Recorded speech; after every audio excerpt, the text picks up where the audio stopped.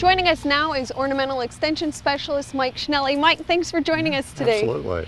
Well, I know one of your passions is woody ornamentals, Yes. and today I thought you could share with us some underutilized trees for the landscape. Sure. I'd love to show off Dawn Redwood if I could. So behind us, we see it's just coming on with its fall color.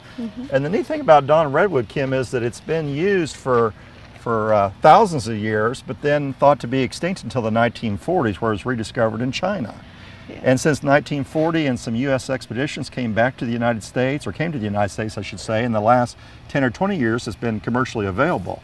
And we've had this specimen out in the gardens now for 5 years, and you can see how well it's doing. The symmetry of it, a viable alternative to bald cypress or pond cypress, related to both of our native cypresses, yet this is an Asian species. Quite a bit different when you start looking at finer characteristics. And what are some of the characteristics that really make this tree stand out? I like the fluted and orange type trunk, particularly when it's limbed up. You can start to see some orange. If you can zoom in there by chance, you can see the orange trunk starting to develop nicely on this particular specimen. And by the way, this is a young tree. These trees can get 70 to 80 feet tall, 30 to 40 foot wide, and live for hundreds of years. So it's something you literally pass down to future generations. But again, I like it for its symmetry. I like the fall color, which will be even nicer 2 weeks from now. And I like the fact that within reason, it's long-lived. It's like any tree, subject to a few diseases and insects, but so far so good here in Oklahoma. And the foliage has a very fine texture. Absolutely. It's certainly a beautiful tree. Very lacy. And you had mentioned the pond cypress, which is a relative of the bald cypress.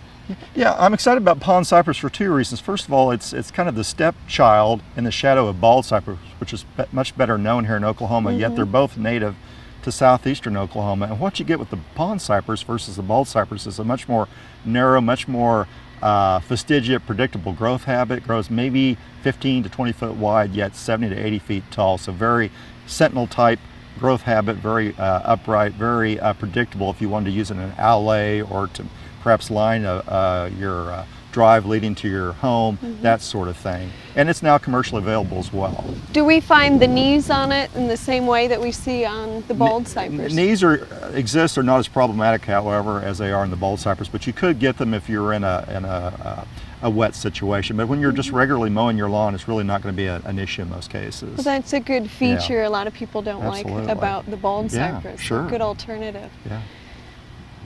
So pond cypress, again, for those that want to stay within this country, it's a viable native. It's virtually pest and disease free. Lovely fall color, actually similar to the Metasequoia today in its fall color, although it comes on a little bit later. It has the pretty globe type fruits that the bald cypress has.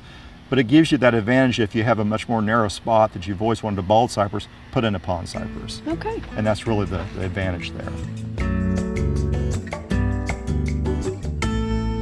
There's one last conifer that you wanted to share with us, the China fir. Yes. Yeah, the China fir is one of those special conifers. It's been in Oklahoma for many years, but it's still underutilized and not known by the average person. So when I first moved to Oklahoma, I was astonished at how many large, beautiful, mature China firs are in the city of Tulsa particularly.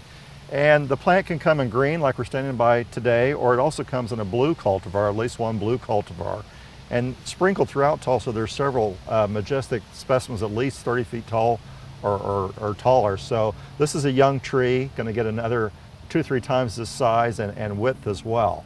And unlike the cypress we've looked at, this is truly an evergreen conifer. Okay. And just gets better with age like wine. It's got interesting fruits, interesting flowers on it, kind of prickly to the touch, but yet not so much where you can't come up and embrace the tree. And you can get it 50, 75 years out of this tree easily in Oklahoma, even with our clay soils. And it has such a fabulous texture. It really stands out in the landscape, and it's going to be a great specimen, a nice conversation piece. Absolutely, yeah. You can't go wrong with China fir.